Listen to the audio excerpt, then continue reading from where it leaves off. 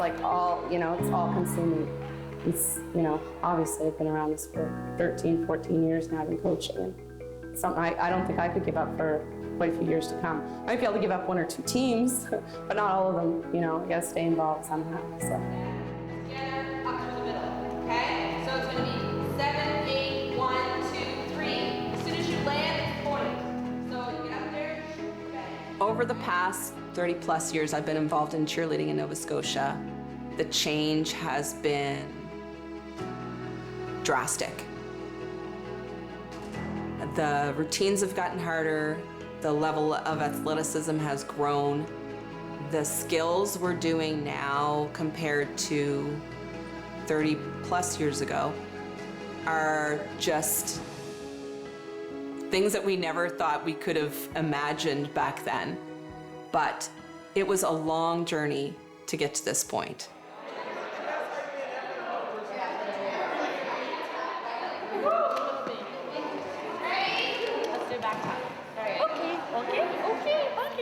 Ready?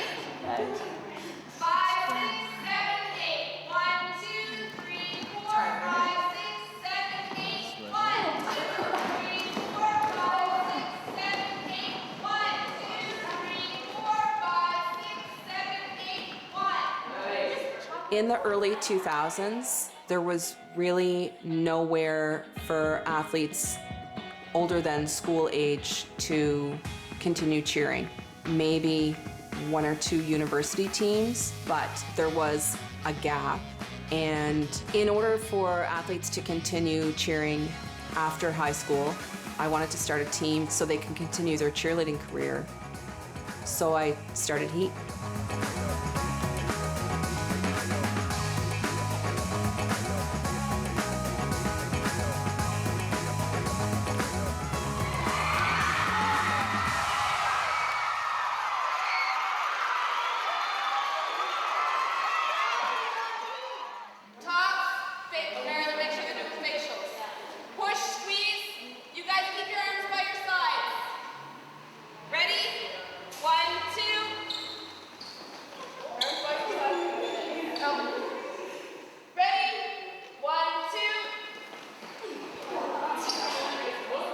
The year that I would have opened Dartmouth Cheer Force, or DCF as a lot of us refer to it, it would have been that gap where we would have pulled a lot of athletes back who thought they had retired, but we needed them. So they stepped up to the plate. So when you hear DCF, it's kind of the brainchild of a lot of us to come up with the name and the family that we wanted to grow with.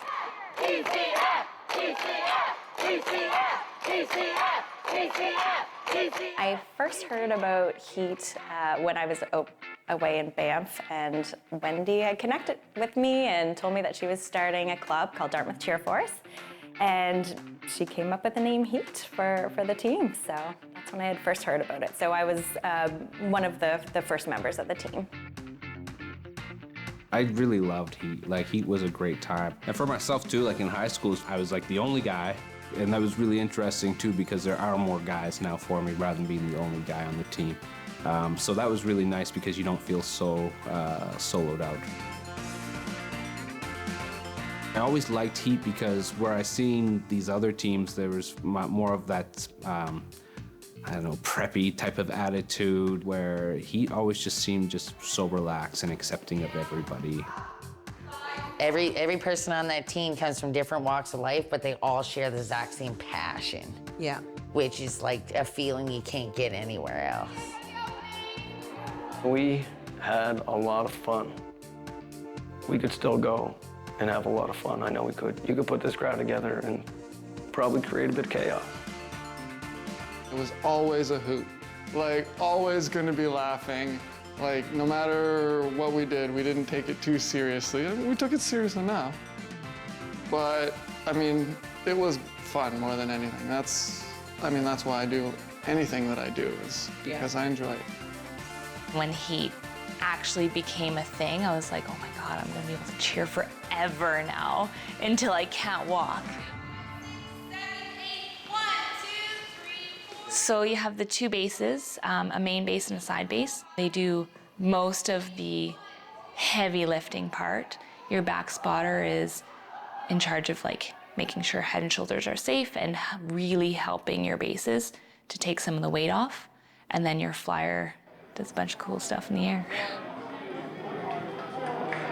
Most of my high school involved me explaining to people that I wasn't like a rah-rah pom-pom cheerleader, that I didn't even own pom-poms, that we did a lot of like gymnastics and powerlifting. So I remember explaining to people it's like powerlifting and then gymnastics and dance, and you put it all together, and that's what it is. It's a routine, and we compete, and they're like, well, who are you competing against or for? And I'm like, no.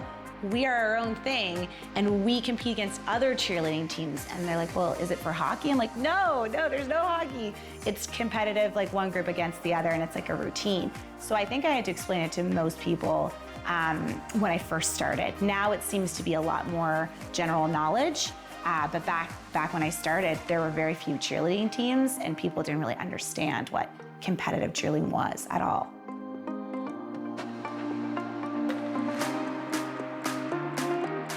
It's not just about strength, it's timing, it's working together. Each person in that group has a job, and they all have to do that job together in order for it to succeed. That's awkward. It's one of those things where the technique is well beyond what I learned in any other sport. I throw people. We get on stages. We have lights, we have cameras, we have judges, we have thousands of fans. Like, we compete, and I will outcompete you any day. There's something about cheerleading and that performance where you play a character to some degree. And so as someone who, when I was much younger, probably didn't have the confidence that a lot of my peers did, when I was on that floor and the music came on, you had to be on. So you had that, I don't know, that kind of alter ego or persona, if you will. And so I think that really allowed me that space to be that confident person on the floor. And so I think that feeling becomes addictive when you're competing in that 2.5 minute and that thrill and that rush. I don't think really a lot of people know exactly what cheerleading is. When it grows in Nova Scotia, people are going to understand it's not just pom-poms and football games and stuff like that. It's an actual sport. You have a routine. There's crazy stunts up there, and there's people that work really hard. You can't just learn it in one day. People think that we have pom-poms and stuff like that. I'm like, we don't use pom-poms. We use people. It's not just pom-poms. There is no pom-poms. We don't throw pom-poms, we throw people.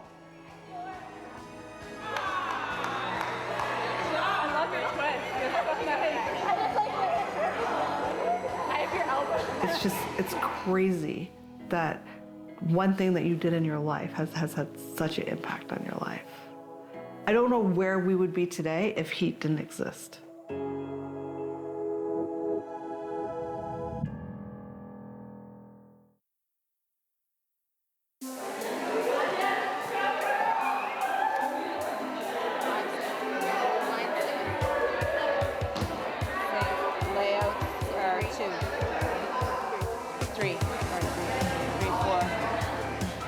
Three words describe cheerleading. To me, it's like everything. You know what I mean? It's just kind of all-inclusive. It's family, it's passion, and it's, I guess, athleticism. It's like everything. You know, the kids, they're everything. And they become your children. Some of them don't have families involved. Some of them, you could coach them for 6 years and never see a parent. You know, they just become an extension of your own family, so you just follow them, and then when they convince you to do crazy things, you do it. When they convince you to give more of your life, you give it. And it just becomes, cheerleading becomes part of you. And you just can't give it up. You were like our mother hen, right? Yeah. And then right beside us on the battlefield. So that gave me more respect for you, not only as a coach, but to also have you as a peer on the team. That was huge. I did a lot of crying in that year. Yeah. Yeah, it was a good... You know I always got you. I know, it was... Even now. I know, it's I got your back. Now. Yeah.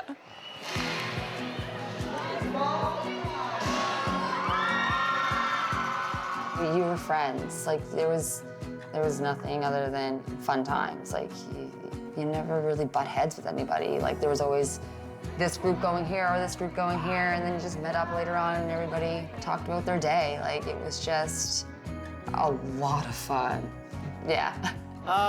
Team bonding. See?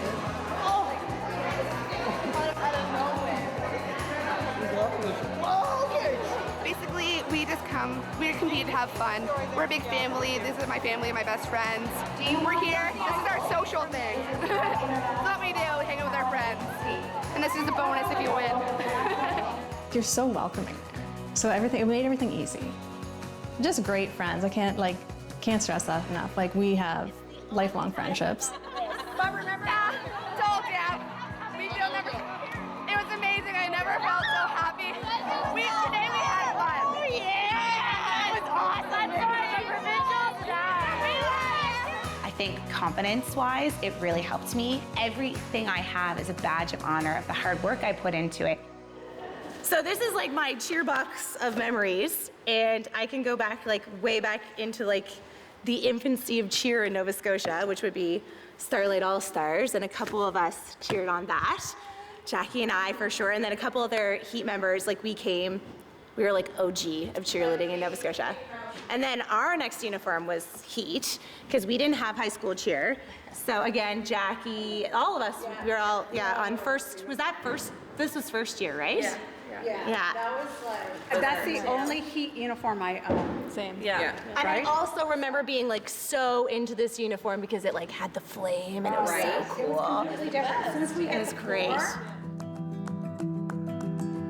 The thing with cheer is that it's a lot higher level of trust that you need to have amongst each other. So I think you build a much stronger bond. You're the reason why that person succeeds or fails. Yeah. Right? Like, not one person can kind of carry a team.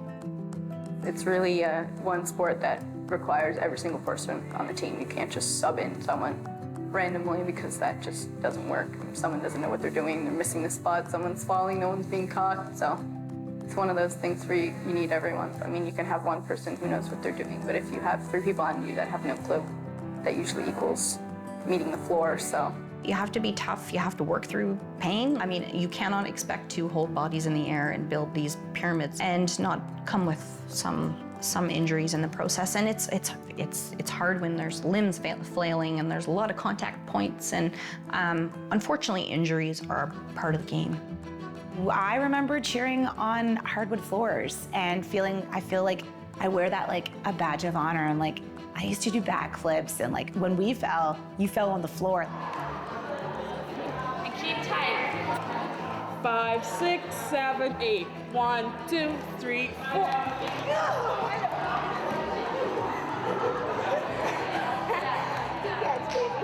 I got hurt a lot. Yeah, we did. I broke a lot of things. I broke that hand. That was in high school. Cheerleading on the floor, tumbling. Someone broke my tooth coming down from a heel stretch twist in high school. Broke both my arms. I'm injured. Messed up. I'll be good though. Give me 2 days, we'll be all right. Oh, I was just being dumb and did a back talk last night and landed on my thumb. Dislocated it. I got better pressure. I don't know if it probably won't pick it up. Even if it was dangerous and I knew it was dangerous, I didn't care because I wanted that screaming. And that's what I thought about. Not necessarily, I could probably break my neck, but didn't even think about that. You just wanted to hear the crowd scream. That is beautiful.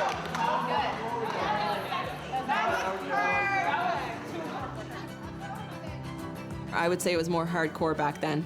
They were just tough as nails, throwing stuff on hardwood floors, and I don't like to promote talking about injuries in cheerleading, but I mean, it happens. There's a lot of elbows that come in contact with people's faces and broken noses and things like that, and you just keep going. Bloody nose, just keep going. You have to go out and compete, you know what I mean? Shake it off, walk it off.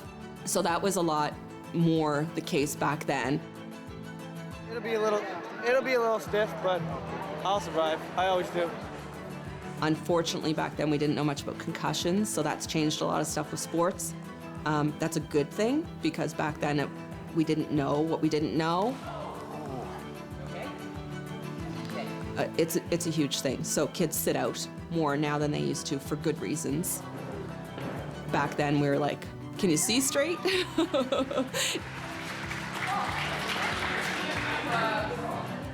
Don't get me wrong, there wasn't a lot of injuries, but when they were, bone-on-bone contact, flying, spinning flyers coming at your face. I don't think of injuries now, looking back and reflecting on my time cheerleading. There were a few epic, memorable ones, but I don't think that it necessarily comes with a cost. I mean, we've got one body to live in, so that's how I wanted to spend my years, so I don't regret it at all. In 2007, Dartmouth Cheerforce Heat was the first team from Nova Scotia to compete at Cheer Sport Nationals in Atlanta, Georgia. Heat had proven themselves to be one of the strongest teams in Nova Scotia, and we wanted to test those skills on the international stage. Oh, it was big. Like, we were leaving Nova Scotia to go compete somewhere else. Like, it was a huge deal. Yeah, it was unheard of. Like, so it was this big thing that we were going to do, and we were doing whatever we had to do to get there. If we wanted the idea of Atlanta to become a reality, we had to raise a lot of money and use many unique fundraising ideas to make that happen. Raising money for our cheerleading team, the Dartmouth Cheerforce Heat, so we can go to Georgia.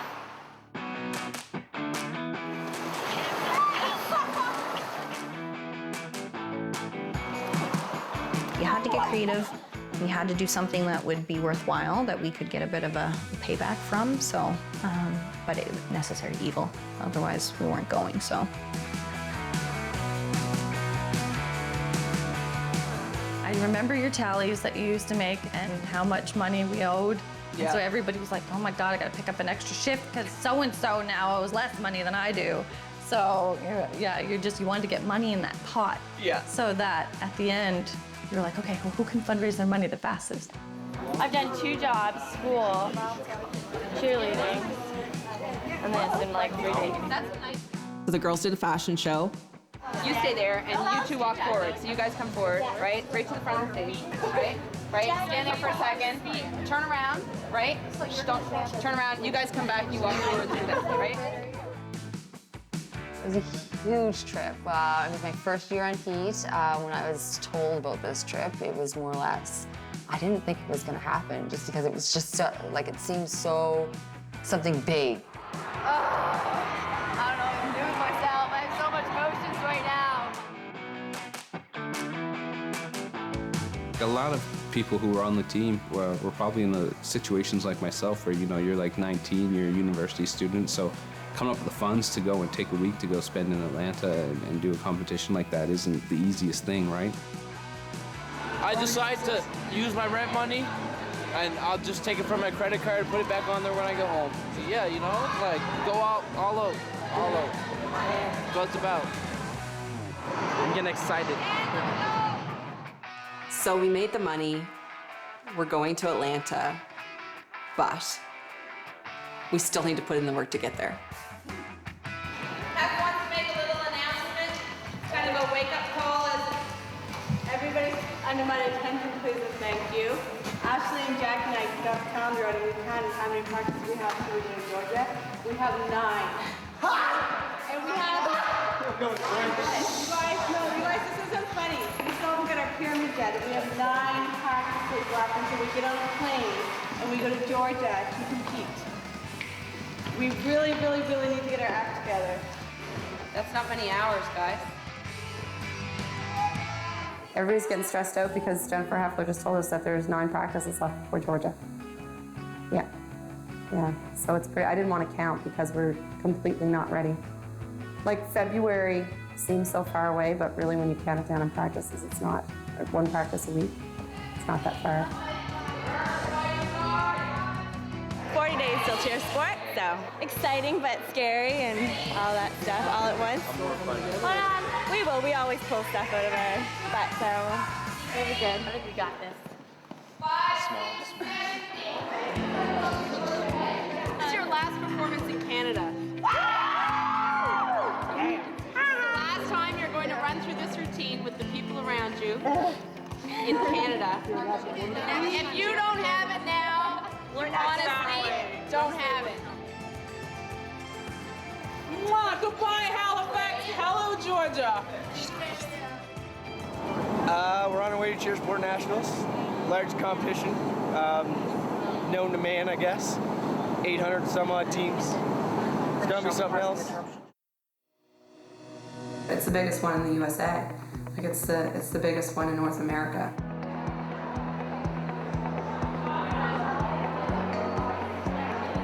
When we initially were trying to emotionally prepare our athletes for such a big competition, there was really no exposure from this competition we could ever watch. There was no social media to see your competitors or know what you're up against. It was just a completely different world. Most people at that competition didn't even ever hear of Nova Scotia or know where it was. So you try to prepare your team, but you don't even know yourself as a coach what you're walking into. I don't know. It's like... I was so proud and happy to hear that they were seemingly not intimidated. They were just owning it. They were confident. I was confident that they were confident. How big could it really be, right?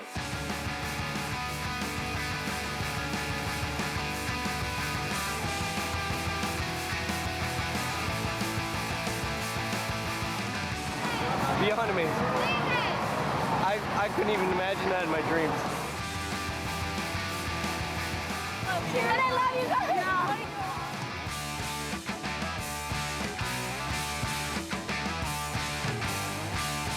They just, they're freaking out. They can't control themselves.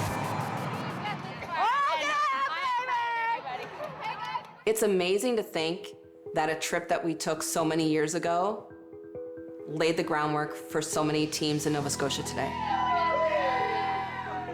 Everyone travels now all the time. It's like, it's second nature now. Like, the clubs put teams together that travel all over the States to all different areas. But back then it was definitely like a first time thing, and like we went and we survived and we did it, and I think it kind of like paved the way for everybody to be like, hey, you know, like we can do this too. So, if you can take yourself back to 2006, 2007, and imagine a time before we had capabilities at our fingertips. We went on this crazy trip, and luckily, we did take people with cameras. Great. Every time I go to say something and I turn around and you're like right down like we're just checking out the other girls. What do you think of it?